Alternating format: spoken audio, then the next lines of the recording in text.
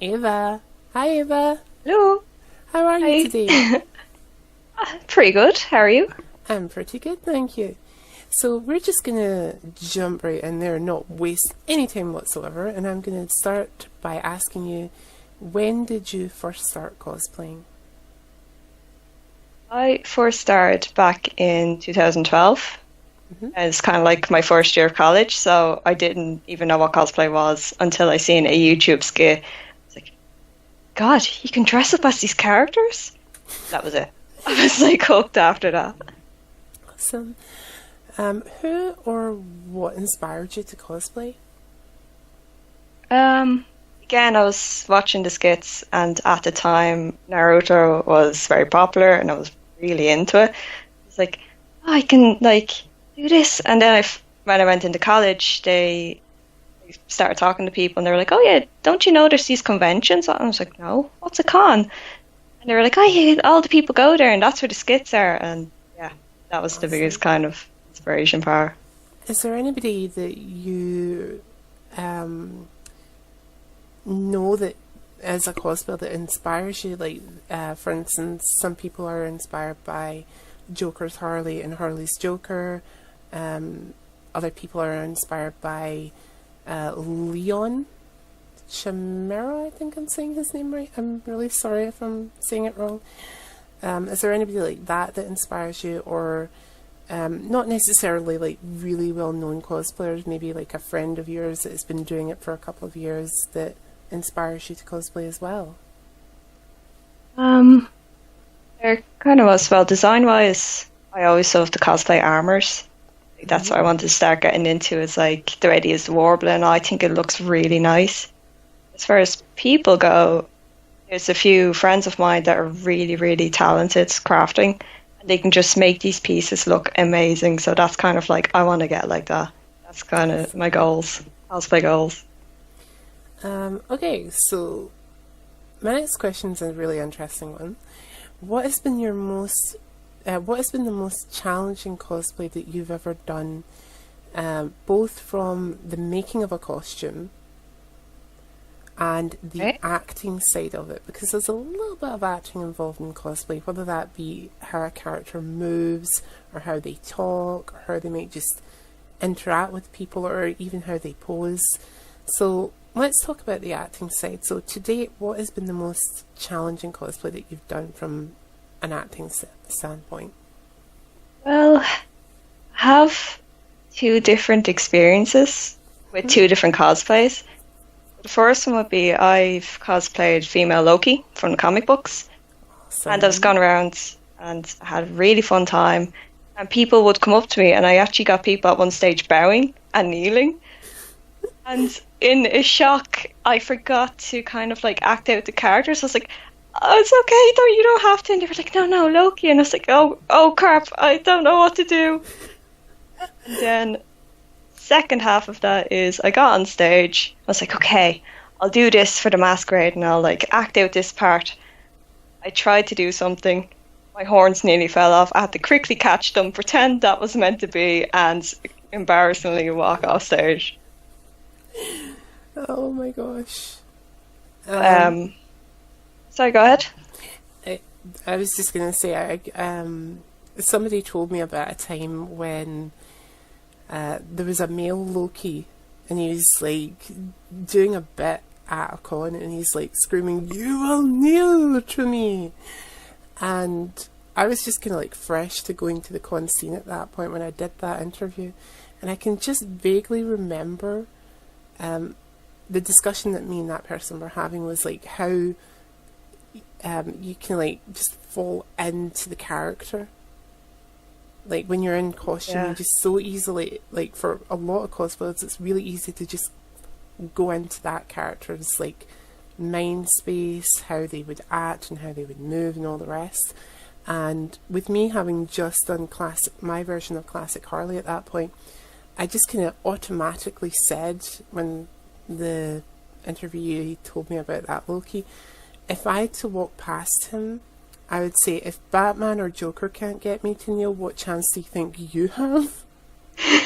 You know? And it's like, normally I wouldn't say something like that. I'd be like, "You're doing a really great job as Loki. Well done, you. Great, clap." But the Harley side of me was just like, no. So I must say this. yes. Um. Okay. So again, the same question: what has been the most challenging cosplay that you've ever done to date? But this time from the side of making the cosplay. So to date, who's been the most challenging cosplay that you've done? Most, like, I say, every costume I've done, like wherever, whoever you're gonna be, there's gonna be challenges, and there's always gonna be something that will annoy you with that cosplay. My hardest one would have to be, it's called Bacterial Contamination, and it's Vocaloid song. Mm-hmm. And in it, it's not Miku, but it's like the same style as her. But she is the giant insect lady. So her arms, her legs, her mouth, all the rest is like mad, crazy insect limbs and all the rest. And I had to make the whole thing out of paper mache. Oh wow! And my God, it was even hard to wear. I can't even explain it. I couldn't see out of this eye, couldn't hear too well because massive headphones and all the rest. Couldn't walk really. Had to kind of shuffle around. Couldn't use my arms because I had like prosthetics all the way on, kind of thing. Sorry. Mm-hmm. And yeah, it should. Oh, and I couldn't talk because I had like massive insect feelers attached to my face, and I couldn't really do anything. And it actually took a full year to make that as well. Wow. Is that And it broke. Is that something that you would go back and maybe redo at some point? I'd love to redo it with proper like prosthetic limbs and latex and all that. But I feel like the main thing that holds a lot of cosplayers back is funds. It holds me back. It's why I use paper mache a lot. Yeah, it's funds. That moolah. We cosplayers have none of the monies. You know, well, some of us don't. So, if you had the funds to do so, would that be a cosplay that you'd like to redo? And again, is there anything that you would do differently? Like, is there any pieces of the original one that you had that you just think, well, if I had to do this cosplay again, I'm not going to add that particular piece because it caused me issues this first time around, kind of thing? Like you were mentioning about the mandibles at your mouth, well, on your face, so that you couldn't really talk as much. Would that be something that you would do if you were remaking the costume again, or would you leave that aspect out? To say, I stuck as closely as I could to the video necessarily of her proper full form. There'd be bits I'd like to edit, but I wouldn't like to take away from anything. Mm-hmm. Because I feel like it's not that then. It's not the full shebang, I guess you could say. So I won't have that like kind of shock factor. I had people running away from me at the con. You had one girl dressed as Sadness. She turned around, looked at me and was like, "Nope," and walked off. That was one of my favourite moments in that costume. Have you ever done any costumes where people just swamped you? Actually, I can't. No, not really. Like, I've never gotten like absolutely bombarded. There's just some really nice people coming up. It's like, "Oh, hi, can I get a photo?" It's like, "Yeah, yes, you can. Thank you for noticing me."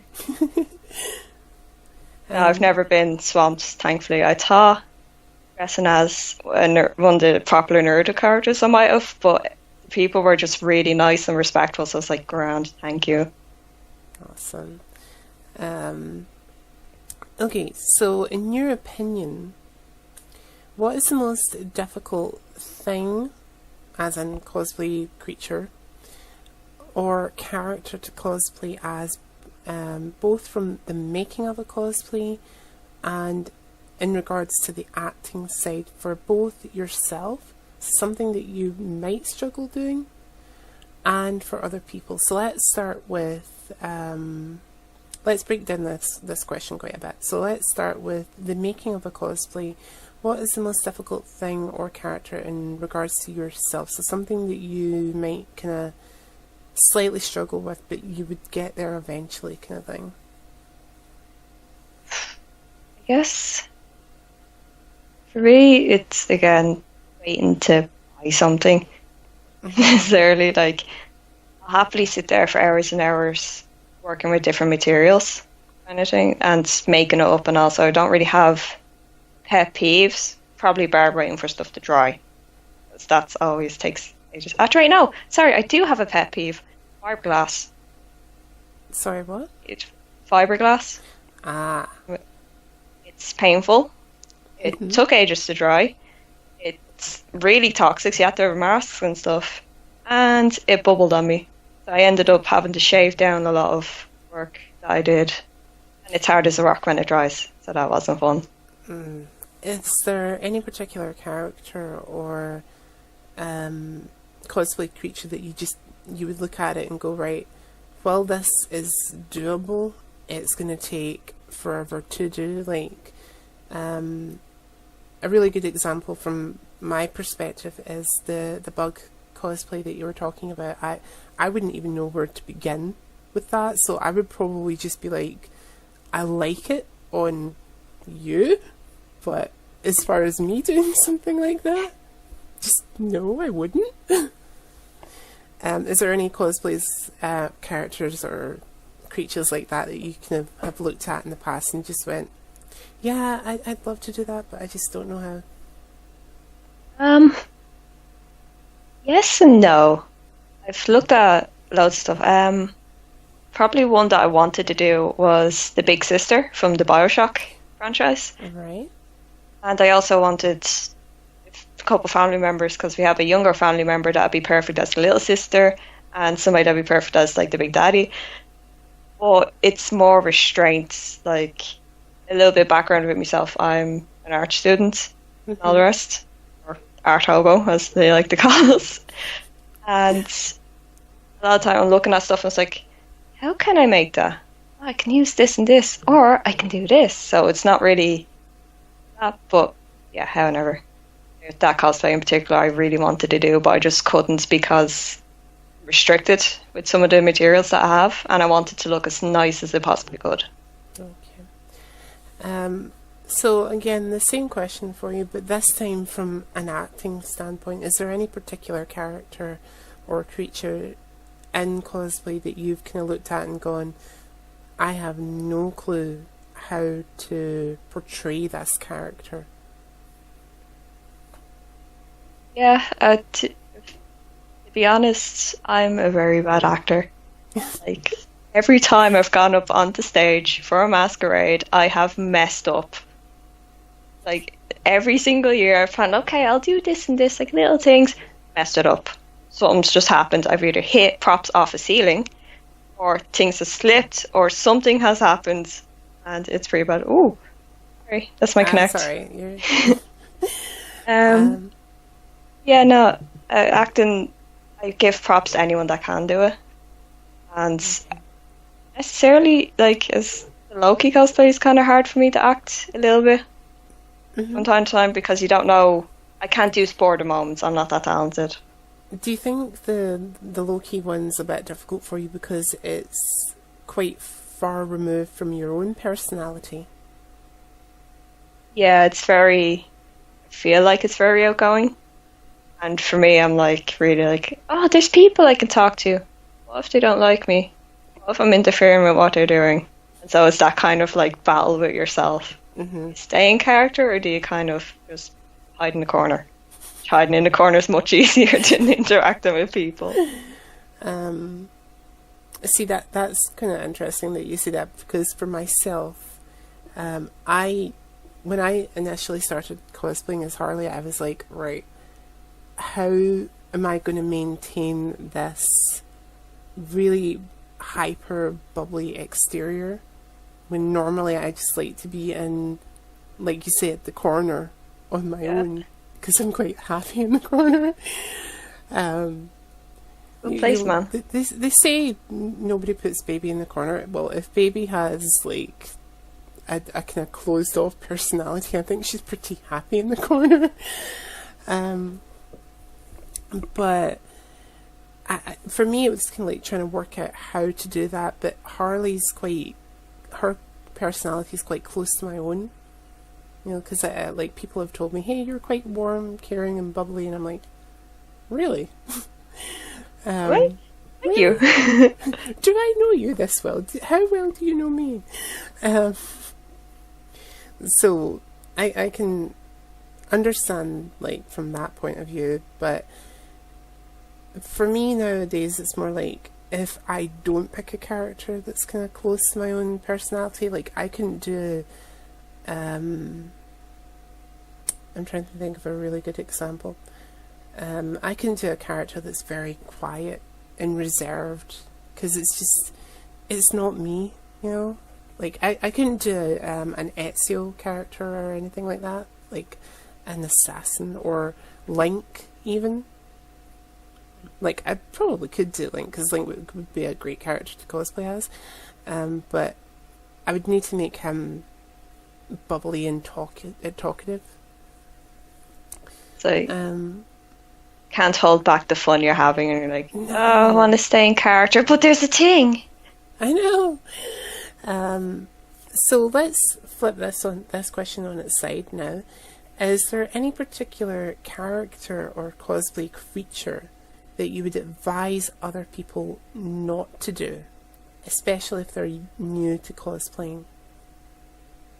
The best advice I have for cosplayers is really start simple. Even if you want to do things like I bought my costume first, but I decided, oh, I'll make the props. And I did that for 2 years. Bought the costume and made the props, which I was happy enough with at the time.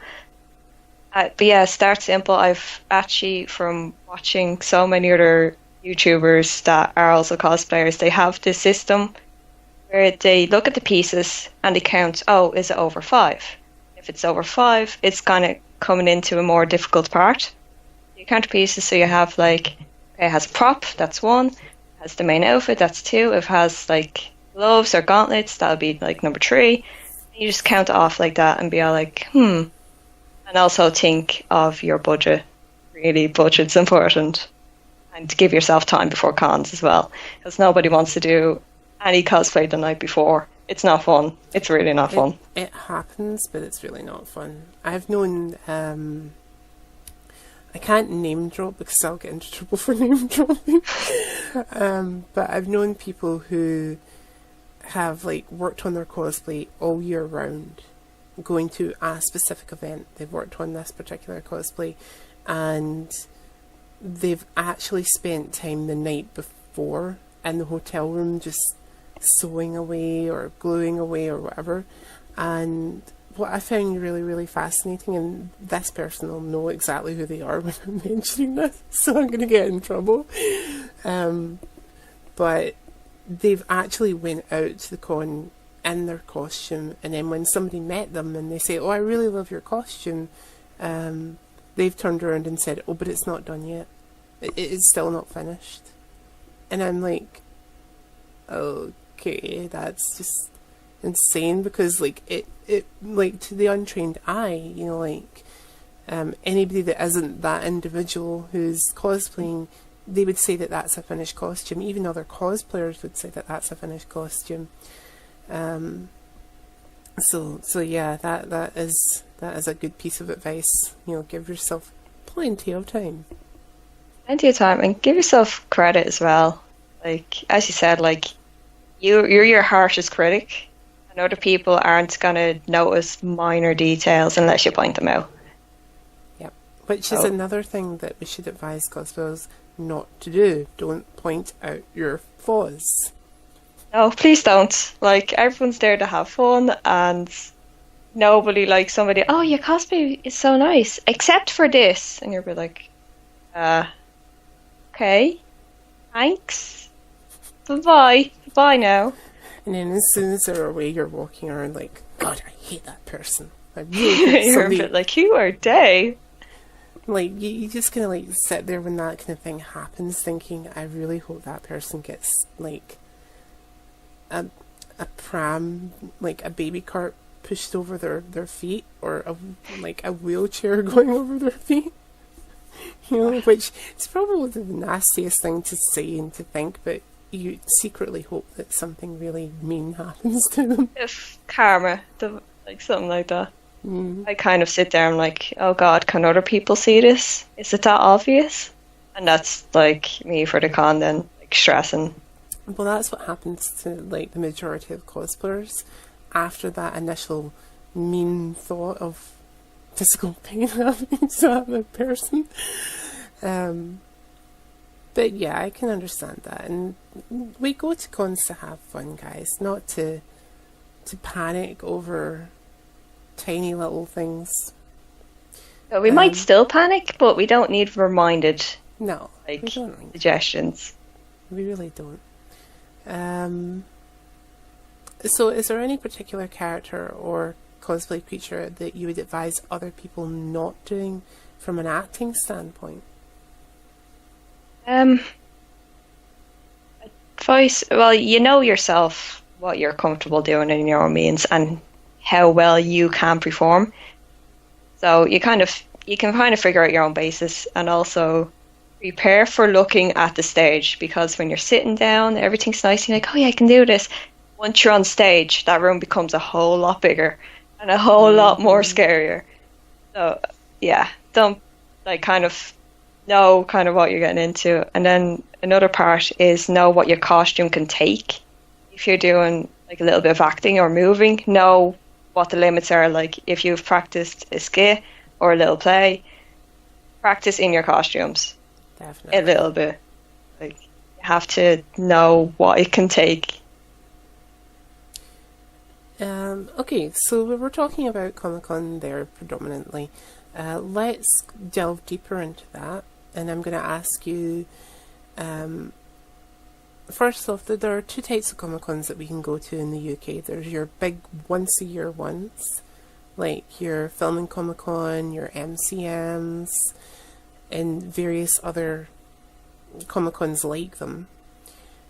Which only really happen once, maybe twice a year, and then that's it. And then, on the flip side, there's your smaller, more local Comic-Cons, which seem to happen every 2 months. Which out of those two do you prefer going to? Do you prefer going to the big once-a-year ones, or the smaller, more local ones, or do you sometimes like a blend of the two? I have to say, I'm a little bit greedy. I like both, and I like both in the 1 year. But my absolute love is the big ones, because personally, there's like the hotel, friends, and then you're at the convention, and you're there for hours. You're there for literally the night if the con allows it, depending on what time they kick everyone out at. Yeah, no, I've been to cons, and I'm like, this is my Christmas. This is my once a year, what I love to do. I tend to like, this is going to sound really, really sad, but I tend to think of them as my holiday. Oh, same. Like, instead of, which this, like I said, it makes me sound really, really sad, but instead of going to some place like Ibiza or the Caribbean, I'm just like, no, I'm going to go to Glasgow Filming Comic-Con or MCM. That's my Caribbean break.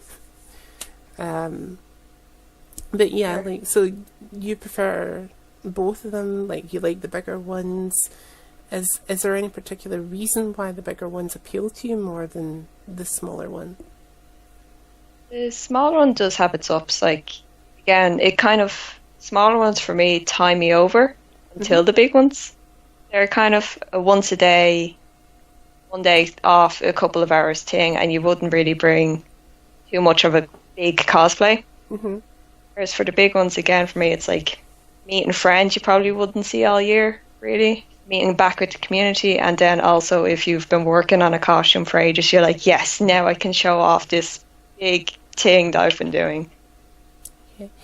When you've been going to these cosplay events, what is the one thing that you're most excited for, and the one thing that you used to, or still kind of do on some level, find the most nerve-wracking? So let's talk about the one thing that you get most excited for first. So, or more than one thing. So what are, say, the top 3 things that you get excited for when going to a Comic-Con event? True. If it's weekend type thing, I love. Well, first of all, I love the masquerades. I think I'm a Okay. bit of a competition fanatic, so that's one of my big things. And like, I have to go do the masquerades and enter the competition and just like do it, have fun. Another part I like is actually if it's been a weekend con, usually the last day is the slow day. Hmm. It's also the time to just rewind. You're probably in your casual clothes or in a simple cosplay, and you can just relax after the big rush of probably the day before, and you're just like, ah. And I usually play Dungeons and Dragons on the Sunday, so that's it. Up. And the third thing? And third thing, so I just get really giddy on the first day con. Like, it's just like, oh my god, it's the con. Oh, there's all the things, especially if it's like a con you've been to before. You're like, oh, there's that thing. Oh, there's this thing. There's the people I know. It's just that general like giddiness of it. I feel like a complete child, but I'm like, yes, I'm happy. I don't care. Awesome. So let's flip that on its side now, and I'm going to ask you, what is the one thing that either still is kind of nerve-wracking for you or used to be nerve-wracking for you? Again, I guess stage fright very easily. Like even now, I'm probably a little bit red on screen, so Oh, you're thankful that I about have loads of makeup on in cosplay because I'm like, okay, nobody can see. I even get like kind of, is it getting warm in here? Yeah, I think it's getting a bit warm in here. That actually, I can pinpoint it. It's when you're in the queue, waiting to go up on stage, and you're just about to go up. The person in front of you is here on stage, and you're here, and you're like, oh my god, I'm about to go up. What am I gonna do? What if I trip on the stairs? That's me. That's my train of thought. Do you know what doesn't scare me now? Um, Other than the fact that I have history on the theatre stage and such like, so I'm very comfortable on the stage. It doesn't, like, nothing really got to me until I did Poison Ivy, like a male version of Poison Ivy for Glasgow Film and Comic Con. The type of Poison Ivy one that I did, it was a kind of very basic costume, but it wasn't that much of a costume, if you know what I mean. Because like Poison Ivy equals limited clothing. Yeah, Yeah. I get you.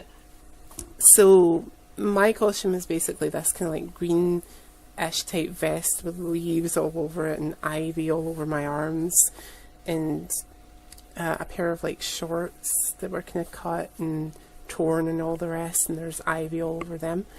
I remember spending the entire day jumping between nicely warm, body temperature wise, and freezing cold. And then when I wasn't dealing with that, I was having to adjust the ivy on my arms and legs. So when it came time for me to do the masquerade, two things actually really, really interesting happened there. But I'll talk about the on-stage thing first. I remember the person or the group in front of me went up, and that was the Ministry of Magic, and they did their thing. And the like I don't, is it a stagehand? I think it's a stagehand. Like said to me, right, okay, you're next. Are you ready? And I'm like, yes. And he said, do you want the mic? And I was like, yes. So I took the mic from him. I did my skit, and just before I like went up to do the skit, I was like, I can't wait to get out of this effing costume. So I was like, if I can get through this, I can then spend another like 10-20 minutes going around in the costume, and then I can go get changed. So I was like, I am going to get to that point where I can go get changed and get some heat back into my body, because I am freezing. So I go up there, I do the skit, and then I just put the mic back down. I didn't pose for the judges and just walked off after the skit. And Wow. that drives me now. Like that gives me the power to like go up on stage, because that was the first year I did a speaking part on stage. Oh, nice. But it also reminds me you have to pose for the judges. Mm-hmm. So that gives me the fire to do that. And so the second story, right? So this is from the perspective of another individual. So I'm there in my Ivy costume, I'm queued up, and there's the Ministry of Magic in front of me, and then behind me there's a guy dressed as the Predator. Yeah? So I'm like, okay, I'm very social, I need to talk to people. So I tried talking with the Ministry of Magic people, but it was very clear that they were kind of like going over what they were going to do on stage, so I didn't really want to interrupt them as such. So I turned my back to talk to the Predator guy, and the two of us end up having a really interesting conversation, nothing to do with cosplay whatsoever. And I remember seeing this woman with a stroller pushing the baby along, and she just looked at us, and I was like, why are you looking at us? And it didn't dawn on me what this woman was seeing in reality. She was seeing a male poison ivy talking with a predator. You know, it's like, there's something you don't see every day. And that didn't dawn on me until I got home that night. I was like, damn, that must have been a weird thing to see at a con, you know? Have you had any instances like that where you've either witnessed something really, really weird at a con, or you were part of it and it didn't dawn on you until much later on in the day, kind of thing? Kind of. One of my favourites is I Was the Weirdness. Okay. In the sense, I dressed up as the hunter from Left 4 Dead, which is full-on latex zombie, and I had the big blackout eyes. I looked pretty scary, needless to say.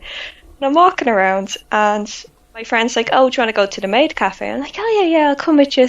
And like in this cosplay, I don't even look like a female at all. So it's quite, people are like, "Oh, your cosplay looks good." I'm like, "Oh, thank you." And they're like, "Oh God, you're a girl." Yeah. Anyway, we go to the cafe, we sit down, we order. I'm like, God, I'm kind of hungry, so I get cake. I'm like, oh, I can't use my lips to eat it with properly because it'll smudge my makeup and all. I'm like, okay, so I'll cut it. I'll try to cut it with a fork, and I'm like, and I have to usually like do like a full on teeth and then grind it out. And there's people around me looking, and I'm just like, what are they looking at? I was like, oh my God, this must look terrifying. A full on zombie, blood everywhere, grey skin, holding a fork like this, and going, and that's all they see. And I'm like, I don't regret it. I'm sorry you had to see that, but I really don't regret it. Do you know what you should have said at that point? Was they were out of brains and told me to try this. If I could have. For the zombie thing, you know, like, they had no brains. No brains. No brains. It was a no-brainer. The puns. The cheesy puns. Yeah, I'm gonna blame Dark Lee for that cheesy pun. You know who you are. It's all your fault for the cheesy pun.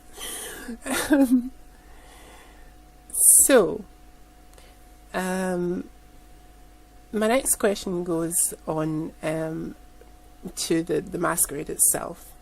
Obviously, that is something that you've taken part in, and it's something that you enjoy taking part in, because you kind of mentioned whenever I go to a con, if there's a masquerade, I'm basically signing up for it. Have you ever won anything when you've been in the masquerades? Yes, when I done the hunter, the zombie makeup that year, I won like the makeup category. Mm-hmm. And got a little nice little like stuff in the bag. Actually, can't remember, which is shameful, but I remember it was nice. Nice bag of like kind of makeup stuff. Awesome. And when I done the bacterial contamination, I won the overall cosplay, which is kind of like one of my big goals. And that was the last year that con was running, so it was like really kind of, oh my God, type moment. That's awesome. So I'm going to ask you to find the memory box, and I'm not sure whether any of those two instances was the first time that you were called up as a winner, but I'm going to ask you to remember back to when the first time you were called up as a winner for a cosplay masquerade, and tell us what was running through your head when they called your name. I'd say my first win, I guess you could say, was the big one, like the big bacterial. Mm-hmm. And I was just like, oh my God, because I was last on stage and the poor con staff had to actually help me onto the stage because I couldn't walk fully and it was theirs. So I was literally sat there, I kind of had to just move my arms a little bit because I couldn't move too well. And I was like, oh, that I've kind of failed the kind of acting part. But like, oh, okay, but at least I got to do this, I got to do it. And next minute they called me, like they went through the list. And I was like, oh yeah, this is best makeup, this person, best props, go to this. I'm like, oh yeah, and like overall, it was like, oh yeah, it's like Ava. I was like, what? Kind of thing. I was like, oh my God. And they were like, oh, could you come up on stage? And my friends shouted from like the end of the corridor. I was like, she can't walk. So I had to lift up my arm to kind of like, yes, I am here. Hello, everyone. And so they had to run down and like grab everything and oh. Don't you just love it when you've got those friends that are so much there for you? Yeah, they're like so friendly, they're so great, and they're wonderful type of friends that will scream, they can't move! And for that cosplay, I had one friend, she was great. She like blocked people off, she's like moving people in the pathway and all. And then I had another friend trailing behind me fixing my cosplay as it's breaking. Because it was breaking at certain points. So she was sat there like fixing it with twine and yarn and whatever else we had on stock. And I felt so sorry for all of them. Because that was a very hazardous cosplay year. And I was like, thank you so much for like letting me do this kind of thing. Awesome. Like, it was a big stress, but they champed through it. I really do love individuals like that are really there for you, because while we say that cosplay is a fun thing, and it really is a fun thing, guys, it can be quite stressful. Like when Ava's mentioning the bigger cosplays, I know, I've known people who have done like honest God real chainmail and had things like that break on them when they've been going to events, and chainmail takes a very, very long time to do. Even when it looks as if it's just been done even when it's been just done for one small piece of your body, it can take months and months and months of work. I think Matt, I'm going to name drop a cosplayer here, Matt Auckland, is busy doing a Witcher 3 costume, and pieces of his cosplay are actual bits of leathered chainmail, and holy crap, the detail that goes into stuff like that and the time, it's insane. If that had to, like, you know, I'm touching wood here, touching wood now, but if that had to break, I would feel so sorry for anybody that has that issue at a con. So it is always good to have friends on hand that are aware of what you kind of cosplay you're doing and aware of how they can help you fix it if it breaks and you can't personally do anything about it. Equally, sorry, go ahead. Sorry, I was just about to say, equally it's good when a friend is around and they, if you've got a rather large prop that falls apart and you don't know about it, it's equally good to have a friend walking behind you that can pick up said pieces of prop and say, hey, you've dropped these, you know, here are like the pieces of your prop. Sorry, you were going to say? Huh? Oh, sorry. We'll be right back, guys. Falling apart.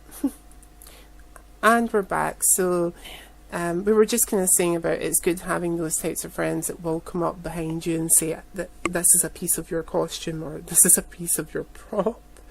You know, here's the pieces of you.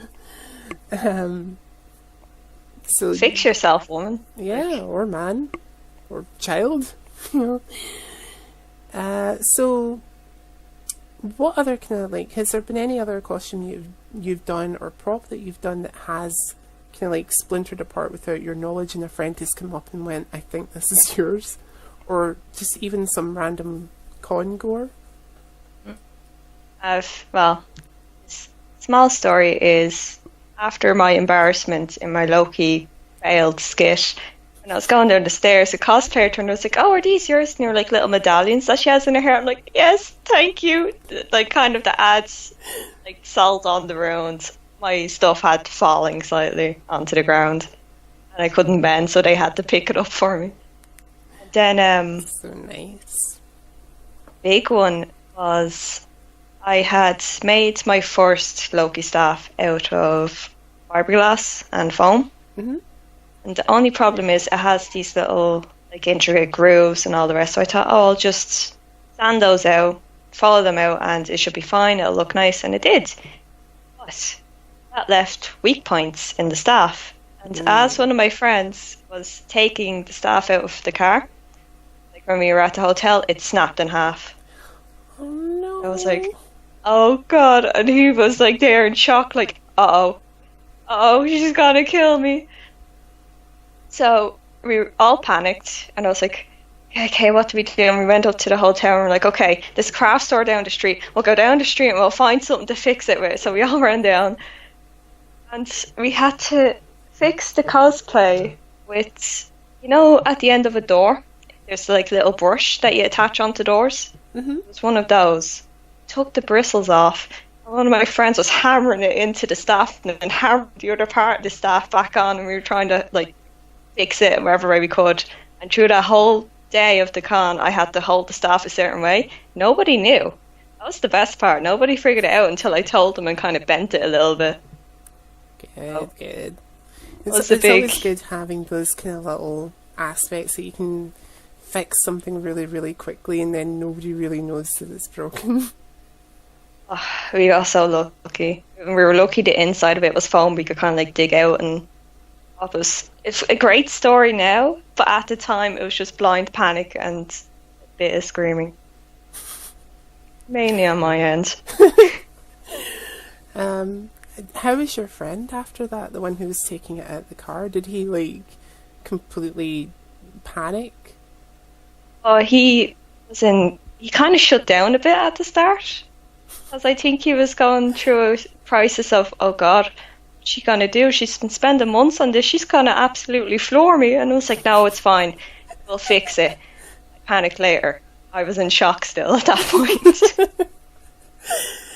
I love how when I kept assuring him it was fine. I love when a position like that is not a position, but when a scenario like that happens, and it's always the person who's going to be using it, like if it's a prop or a costume, it's always the person who's going to be using or wearing it is the most calm individual. Yeah. Because I was mentioning to you before we started that I'll be doing Harley Quinn at an upcoming event soon.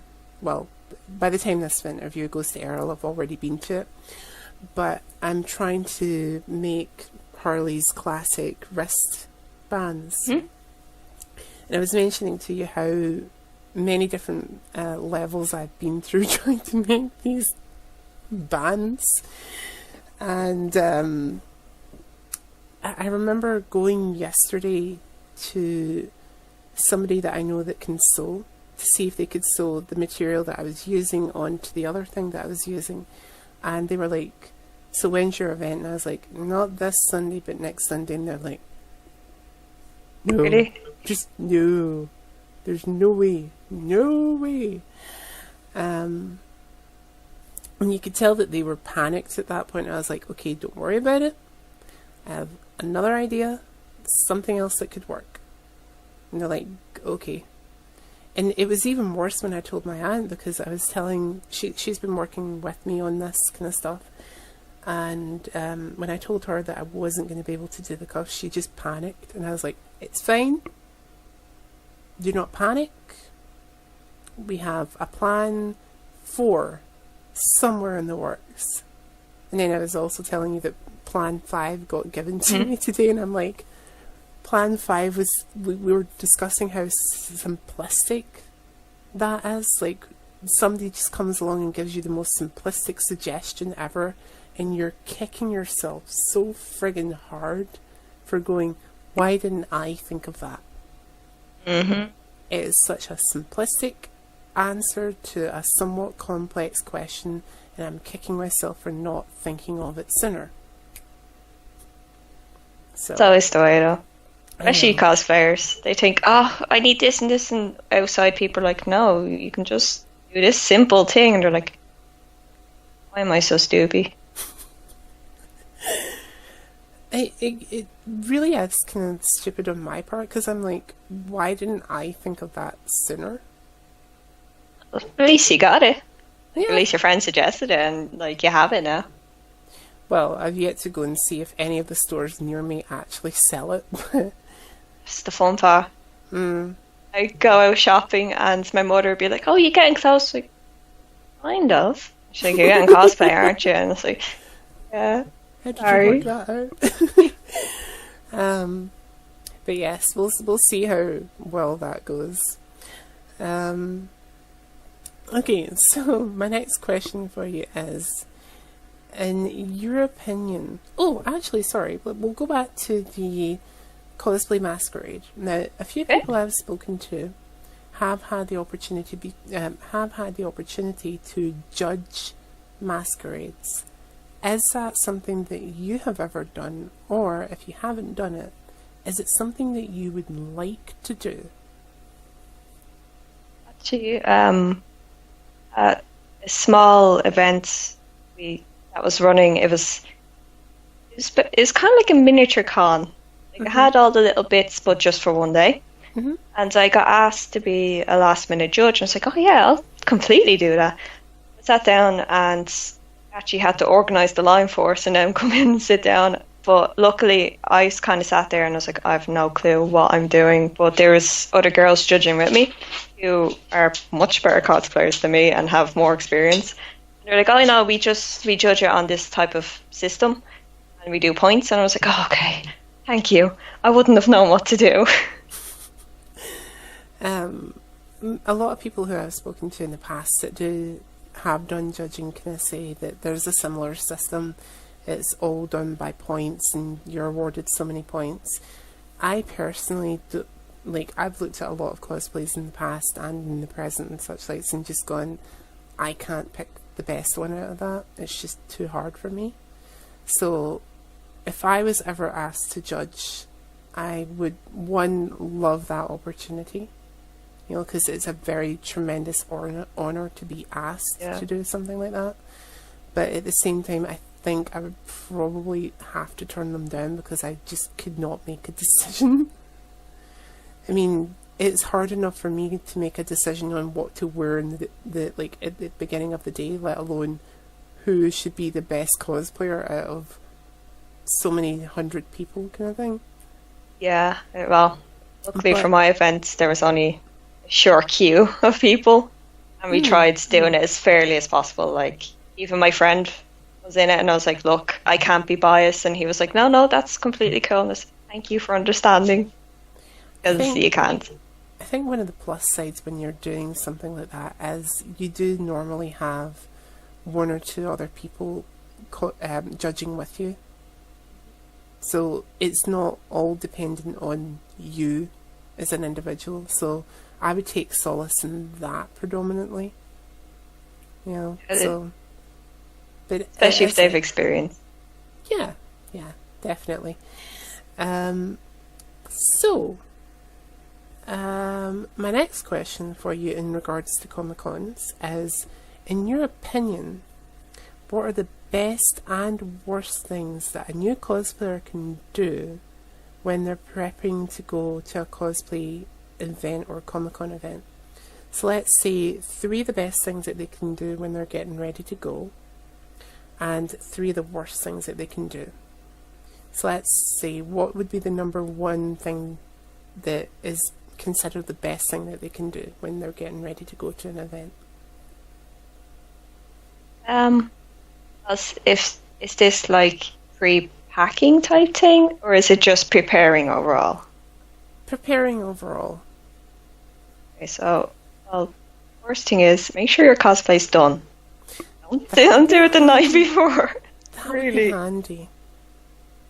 So I guess prep everything. Like have your little. I write a checklist of everything because every year I have forgotten something and I've had to go back home at like 7 o'clock in the morning just to get this one thing and go back to the con, and it is not nice. It's not nice making those trips. So yeah, just organize yourself.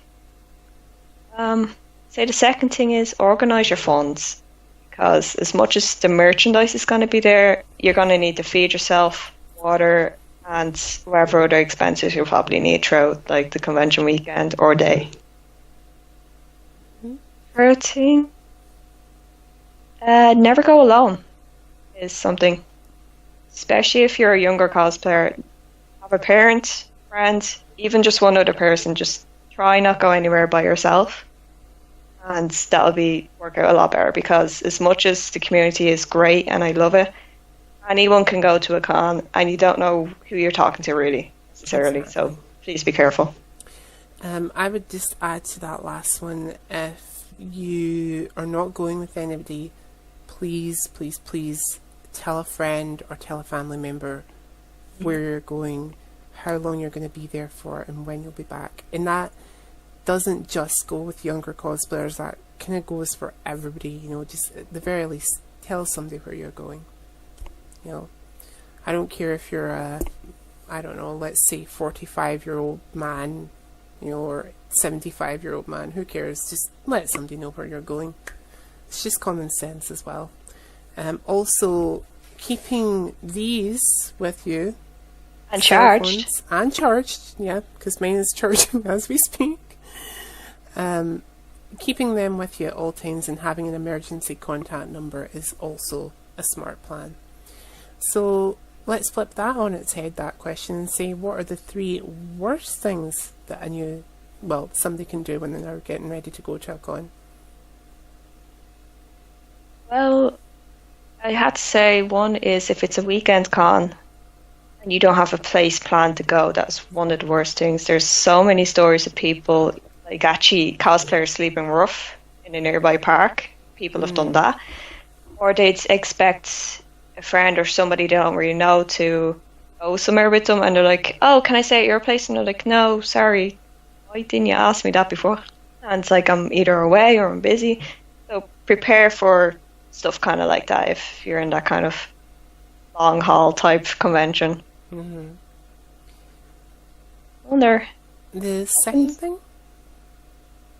I have to say, that's hard. Oh, first thing is not preparing for your things to break. Yes, number 1. Like I always bring an emergency fix-it kit in my suitcase or wherever I'm bringing. Like even if it's a small little con. Yeah, so bring little glues, paint, whatever you can kind of think of that you might need, because if stuff can break, it will. It happens. It happens to me a lot, especially. So, you know. And the last and final worst thing when prepping for a con? So, well, since we touched on, like, be safe, I guess on a calmer side is be sure that, like, if it's tickets or anything like that, either pre-book your tickets or make sure you're at the con early or the day before if it's already open and it's selling the weekend tickets. Not to leave yourself stuck or stranded, kind of. You're getting there, you're excited, you're probably in cosplay, and they're like, sorry, we don't have any more wristbands or tickets, and that's your whole like weekend disappointed. Definitely. Okay, so this is where our interview takes an interesting turn. We're going to talk about age differences in Comic Con now, or Okay. cosplay in general. So when I first started cosplaying, I didn't really have a lot of UK reference to go by. So a lot of what I was seeing for cosplay was coming from the States. And I remember the first kind of all ages cosplay that I seen was a family unit dressed, oddly enough, as Daenerys Targaryen, Khal Drogo, and three little dragons. That is cute. Mother was dressed as Daenerys, Dad was Carl, and the boys were all the dragons. But when I was looking at this picture, I was like, okay, to me this doesn't look like cosplay. To me this looks like they're going to a fancy dress party and had their picture taken on the staircase of their house. Yeah? So when I started to really research cosplay, I began to see a particular pattern in terms of age groups. It seemed to be early to mid-teens, all the way up to mid-30s. And I thought that seems to be like a very concise pattern. And I thought, well, I'm okay because I fit that pattern. I can speak to these people. So when I went to Comic Con for the first time, I was expecting to see that age group or that age bracket. However, when I went, I saw so many different age groups. I saw babies who could not have been more than 2, maybe 3 months old. I seen grandparents who were all cosplaying, and I was like, wow. You know, my mind has been sufficiently blown. When it came to yourself, did you have a similar notion when you first started cosplaying? Did you think it's going to be this age bracket, or were you more along the lines of, I don't know what to expect, or it's going to be cosplay is for everyone kind of thing?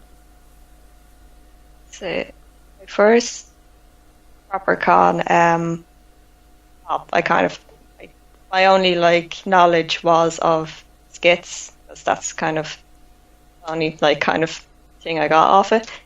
As far as the age bracket was, at this particular con, if you were over 18, you bring your passport or whatever identification and you get wristbands to get into the over 18 events. Mm-hmm. So it's like, oh, it's older people and younger people. Like, I knew my age bracket was there at the time, at the age I was.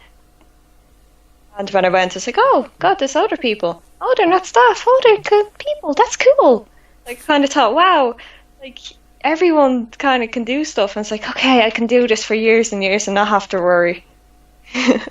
Like, that was kind of the childish type train of thought that I went through. Awesome.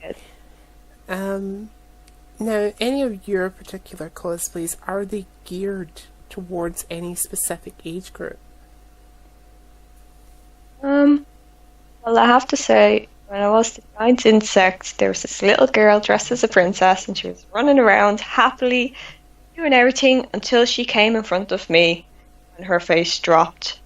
And I was like, oh no. So I tried raving, but I was raving with like a claw, and that didn't help the situation. Her dad had to come over because the child was paralyzed in like fear or shock. So I guess my horror cosplays aren't really for kids.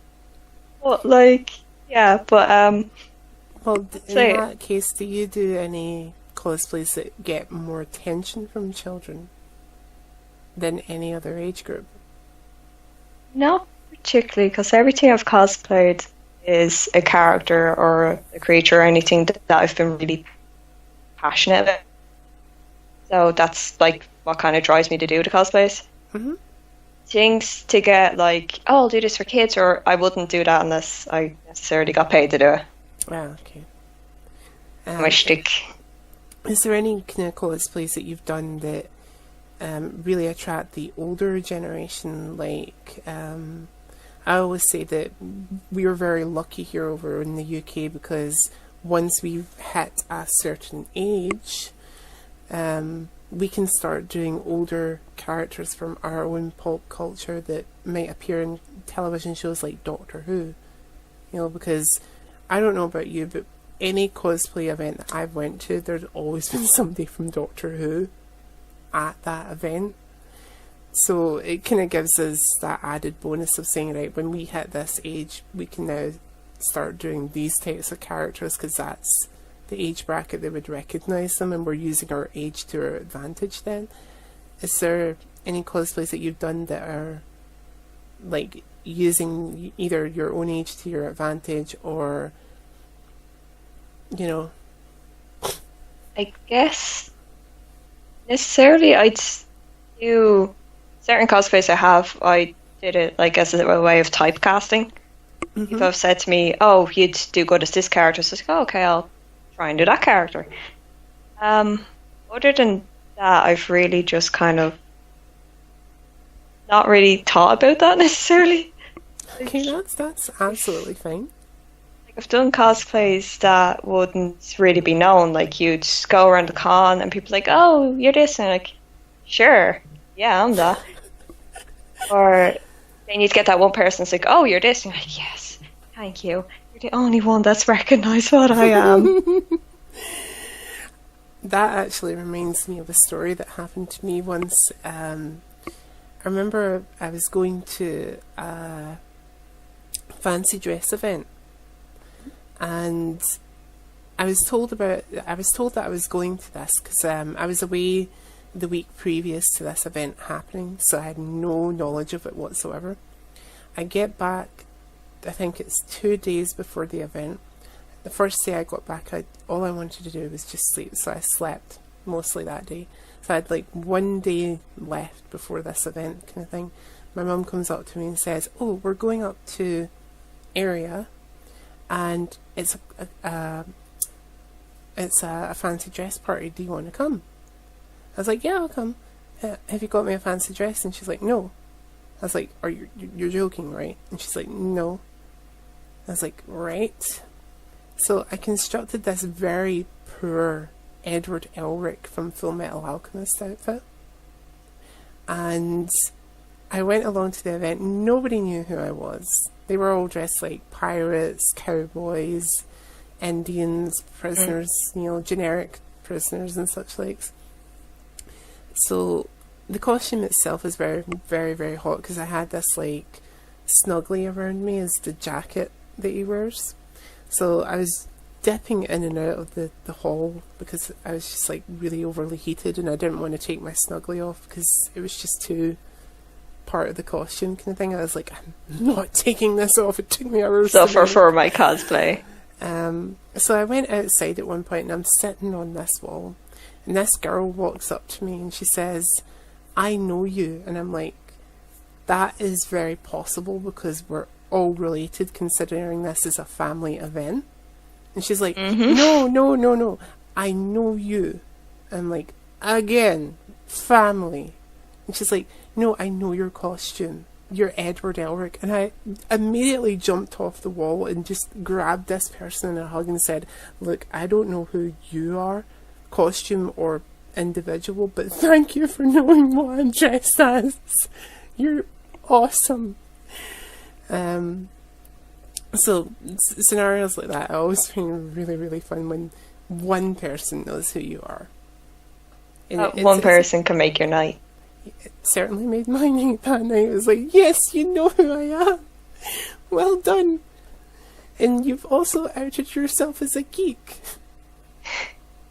Yeah, it's like, I know what you're into. Okay, so age difference is something you didn't really ever really fully think of. Is there any particular costumes that you feel are specific to different age groups? Like, because I'll expand on that. A lot of parents or focus groups would be quite upset that certain parents might dress their children in like somewhat not provocative outfits, but close to. I get you. Like, I think the best example I can think of is how some people get kind of wound up about the Margot Robbie look of Harley Quinn with the kind of hot pants style, and they were like, my child will never wear anything like this. What is your opinion on that? Do you tend to say, yeah, there's certain types of cosplays that are you really should restrict to a certain age group, or do you tend to think, well, I think it's more of the how you make the costume over,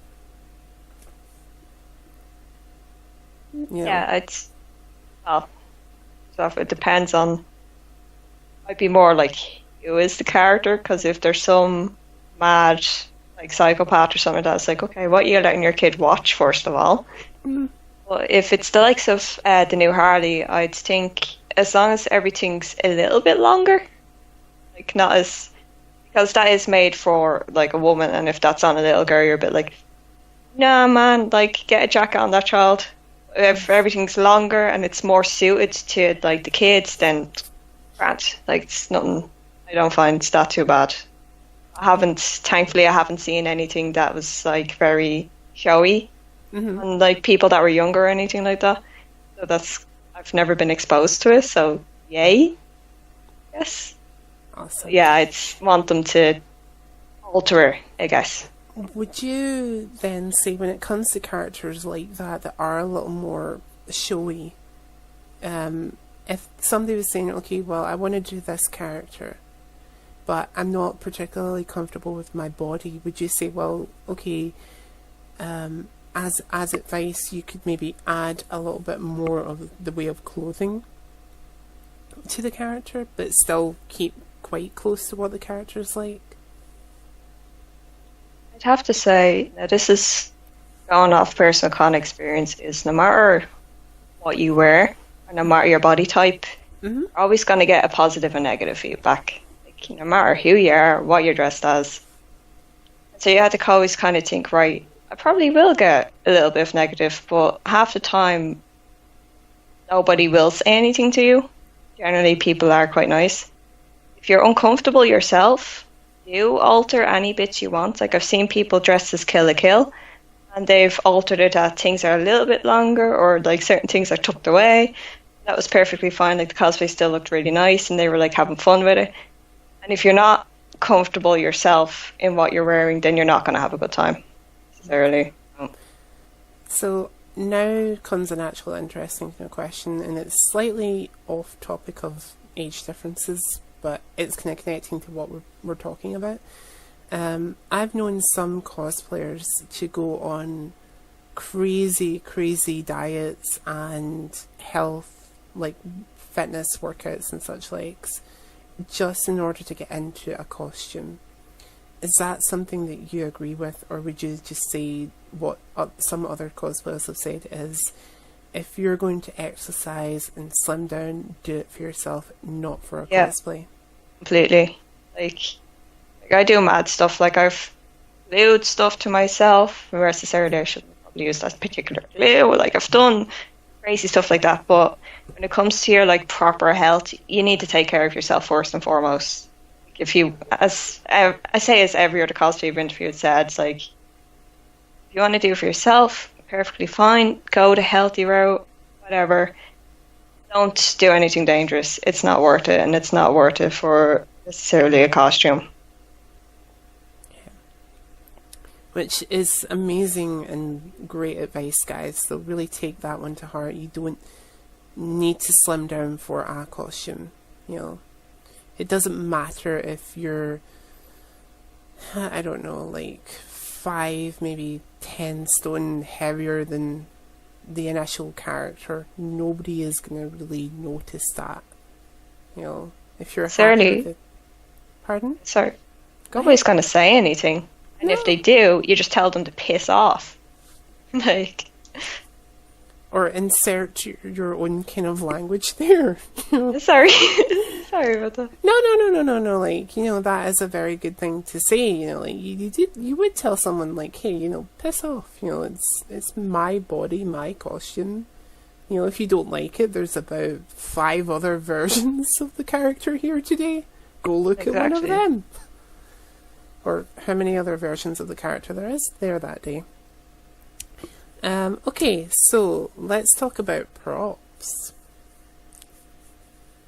The Good bane thought. of every character, the bane of every cosplayer's life, props. So for me, props fall into two categories and then three subcategories. And then we'll generally talk about your how you build props and such like. So for me, the two categories are it can go to a Comic Con event and it only goes to a photo shoot. Okay. And then the three subcategories are ow, this prop is breaking my back. It's massively large. The second one is this prop is medium sized. It is not breaking my back, but will annoy me after 7 hours. And last but not least is this prop is nice and small. It goes in my pocket, and I am good to go. Okay. Now, granted, all of those three aforementioned props, large, medium, and small, depend on the type of cosplay that you're doing. But when you're going to a Comic-Con event, what out of those three props sizes are you most liable to take with you? Large, medium, or small? Proper Comic Con. Yes. It's a full weekend thing. I will do one cosplay for each day, and usually whichever has the masquerade will have the cosplay. Mm-hmm. I have props, as you said, that are backbreakers. Yes. But I will bring them. By God, I will carry them all day if I have to. I have multiple times done that, and I'm like, I'm so sore, but it looks so cool. I can't stop holding it. And then for the smaller cosplays, I'd have like the nice light props or the little small props, and like, it's so much better. I'm so comfy. So you go all out with your props. Basically, you'll do all the sizes of the props for Comic-Con events. Mm-hmm. I'll just bring everything. Is that the same when you do like a photo shoot? Do you just say, right, screw it, I'm bringing everything? Or do you pick out specific props for them? So I've never done a photo shoot or what was already in the con. But if I was to plan one, I'd be like, right, I want this, and this pictures, so I'll bring this and this. Right. I'll bring what I wanted necessarily, like even if it was kind of clunky. The only thing I'd consider is travel, that kind of stuff. Like, can I bring it on a bus if I need to? That was a point that I was about to bring up. When it comes to props, guys, just make sure that travel is something that is foremost in your mind, both for going to Comic-Con events and to photo shoots. Because specifically, it's the bigger props that tend to be a bit of an issue. So just be in mind for that. You have to, while a big prop can be amazing and beautiful and it completes the cosplay itself, you still need to get it from A to B. So. Gee, I have a perfect example for that. Yeah. Me and two other friends are making a cosplay together. Mm-hmm. And me and one other friend are going to be actually wearing it. And we want to go actually to London Comic Con because we live in Ireland, and London's like, oh my God, this is like 5 times bigger than what we have. Mm-hmm. So we're going to competition. We're going to bring like the big props and all the rest. But we need a plane. So my job is to drive over with the boat family and have all the props in the back of the car. That's how we're transporting it. Whereas the other two are flying over. Says you, I really wish I was in the plane. Oh, I can buy more stuff and bring it home. So I'm thinking of it. Plus side. Okay, so let's talk about the props in general. So we've gone big, medium, and large, and whether they go to Comic Cons and whatnot. So when it comes to props, do you A, make your own from scratch, B, buy them in and customize them, or C, buy them in ready-made? To be honest, I've done more of A. I will do all 3. Like, I've no weird stigma about one or the other or anything like that. Like I've made most of my things from scratch, either wire and loads of other bits or paper mache, and had to make them. But if I have the money to buy them and it looks nicer, I would. Or if there's something already there, like this is, people have this weird stigma about buying something and customizing it, whereas I'm like, no, that's one of the best things you can do. If you find like a Thai gun and you just had to modify it slightly, it's like if it looks really cool, nobody's gonna really know or care. And that's one of the things that I did for my next cosplay. Like, I've bought in 2 toy guns and painted them. And it was the best fun that I've had. It was like, I get to be messy today and just paint the living hell out of these. I've noticed when it comes to the buying in of stuff, it seems to be there's a lot of stigma attached to costumes. Like if you buy in a costume that's kind of slightly ready-made. I've not noticed it as much with props, but it's kind of interesting that you've kind of mentioned it and said some people get a little bit of a stigma when it comes to props and buying them in. Speaking of, I do believe you have something that you can show us. I don't know if this is a prop or a costume. It's a costume piece that is a helmet, and right, so I'm a poor cosplayer. Okay. And only recently, because I've been doing this with friends, we've all like, okay, we're going to get the proper stuff. We're going to get the foam, the warbler. Foam's amazing. We're just going to say that now. Foam is like... Oh. 1 second, guys. We will be right back. And we're back. So, you were saying about foam being the best thing. You're singing the praise of foam. I have heard a lot of other cosplayers saying that foam is something that is fantastic to work with if you know how. So how difficult is it to work with foam, and talk us through what you have to show us? Well, I'll show the piece. Yeah. This is one of the helmet pieces for the Barriot armor, Monster Hunter. And necessarily, I've made stuff, as I said, with paper mache, with wire. You can aim with fiberglass, plaster, all that fun stuff. And it's very time consuming, and it's not as nice looking in some parts. Like with armor, it needs to be smooth and it needs to look like armor, whereas paper mache can get lumpy. Anything like that can happen. So yeah. And then actually making stuff, like carving stuff, it's just 10 times faster. Once you have your patterns measured out, that's it, you're sorted. Awesome.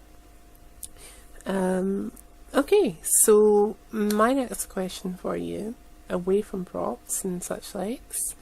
Oh, well, actually, I should ask you the last question on props. Do you go through the same creative process that I do when it comes to props, which is it starts off and it's going really, really well, and you think, awesome, I'm going to get this done. Then one tiny little hiccup happens, and you start to go through the stages of bargaining, like with the prop. Like I've seen myself, like I've got a Jack-in-the-Box prop that I made from scratch. I actually bargained with cardboard. I was like, if you please work, you know, if you just work the way I need you to work, we'll be the best of friends. And you find yourself physically talking to an inanimate object. You know, have you ever done that and had people question your sanity? I found myself cursing more at the objects than anything. I've done that. Oh, like again, like I've made big hobby horse, and that was like one of my pride and joy. This thing is nearly indestructible because of the materials. And that's like, okay, yeah, I can make new stuff now out of foam, it'll be better. That was my Loki staff that snapped in half. And that gave me such torment with working with the fiberglass. There'd be days where I look at it and I'm like, nah, not today. I want to be happy today and not have to look at you. But then I'd look at it on the floor and I'm like, no, I have to do this to concentrate 3 months' time. I can't be wasting time. Is your Loki staff the one that caused you to lose it the most? Yes and no. Well, So there was another prop in there that made you kind of swear more than the Loki stuff? yeah, it was his horns, or whore horns. Because they bend a certain way, and you have like a crown type look to them. Of course, I'm looking online, I'm seeing loads of people do things mad ways with materials I couldn't afford, so I'm like, I have to use my shit materials. And halfway through, I noticed they bent in the corners around here, and I'm like, you better not break at the con, I swear to God. And I was talking to the horns are here in front of me, and I'm like, you better not break. Broke the day after, but that was fine. Do you know what I think is great? Is whenever an instance like that happens, it just proves to me how normal cosplayers are. Because like looking at it as somebody from the outside, you just think that person has flipped their lid. But if you're a cosplayer, you understand it.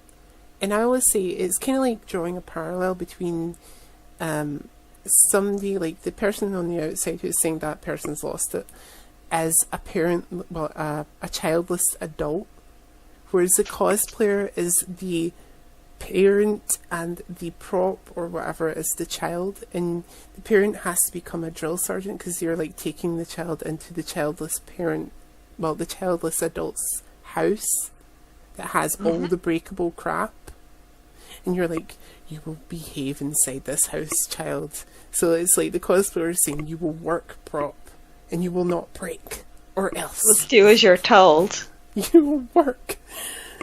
So I always like drawing that parallel and have a really good giggle at it. It's like, yes, I can see why that happens. And it also kind of proves that all cosplayers will be great parents. Because we're already drill sergeants. I don't know about that, but... Well, it kind of proves that we know how to be drill sergeants in that regard. Like, if the whole skit about that is that parents have to be a drill sergeant when taking their child into a parentless or childless couple's house. So that is the kind of the flip side to being a cosplayer. You're kind of somewhat prepared for that aspect of your life. Who knows? But speaking of that, what opportunities has cosplay opened up for you away from being at a con or being in cosplay? I have to say, one thing is my confidence shot up, and I can say a lot of cosplayers probably felt that. Like, I was younger, I was really shy, and I wouldn't really talk to people, especially big crowds, and cons have big crowds. Even some of the small ones, you'd be like, oh, there's a lot of people, but necessarily, I've even noticed outside of that, like, I'd still be a bit shy, and really depends on my mood sometimes. Generally, like, I can talk to people a bit easier now because I've necessarily practiced with the convention people, and I was like, oh, why can't I do this outside of cons? So that was one part. The funny thing that I tend to notice about that is a lot of the people that you'll speak to at a con become really quick friends with you. And these are people that are the friendliest people on earth, and the nicest people as well. And a lot of them actually have the same, like, I don't want to call it anxiety issues, but it's similar, Yeah, it's kind of, you'll either get people that were like, no, it was fine, like, they didn't really change that, or you get, like, kind of the shy little cinnamon buns, and they're like, yeah, this kind of helped me a lot. Which is great, because then you have people that you can relate to and talk to, and that makes the bond of friendship much, much stronger. So always wonderful to have that kind of thing happen at cons. And you never know, you even might see some unexpected things like boyfriends and girlfriends, or girlfriends and girlfriends, or boyfriends and boyfriends getting proposed to at cons. I've seen that happen. I seen that. I got invited to a proposal and I didn't know what it was until it happened, and it was amazing. Awesome. Two of my friends actually got engaged at a Comic-Con event. So, there you go. But, speaking of Comic-Con, so let's talk about your next 3 cosplays. So, one that you're going to be doing at your next event, one that you're working on for an event later, either in this year or the beginning of next year, and then one cosplay that you're thinking of for next year. So let's start with who you're going to be at your next event, or what you're going to be at your next event. Well, hopefully, well, the next big event will, if I can get my stuff together, is London Comic Con. Mm-hmm. And there's 2 cosplays, I guess, for the answer. One is Tyr Halibel from Bleach, so one of your rankers. And the next is the Monster Hunter that I mentioned with my friend. So Robo, gonna be sweating. There's 3 layers, and it's leather, and it's armor, and everything's covered, and a wig. Fun. What time of year you're going to be doing this? October. Doesn't matter. Yeah, you can walk out in the snow and probably won't feel it. Yeah, I'm going to feel sorry for you guys on that one. So who is somebody that you're working on for later, either later in the year or early next year? I say that would be them, like, if I'm going to any other events, it'll just be, oh, I can be this, oh, I can be that. Mm-hmm. But, like, that's the only planned event I have, necessarily. Okay. Who is somebody that you're thinking for next year, then? Next year, well, the cosplay I'd really love to do, and I want to start planning it after these ones, is from Dark Souls. It's the Dancer armor. Oh. Played Dark Souls 3, loved it. Loved the Dancer armor. I didn't take it off, even though it's kind of a bad armor. And I was just like, I have to cosplay this. Like, it's so pretty. I just love it.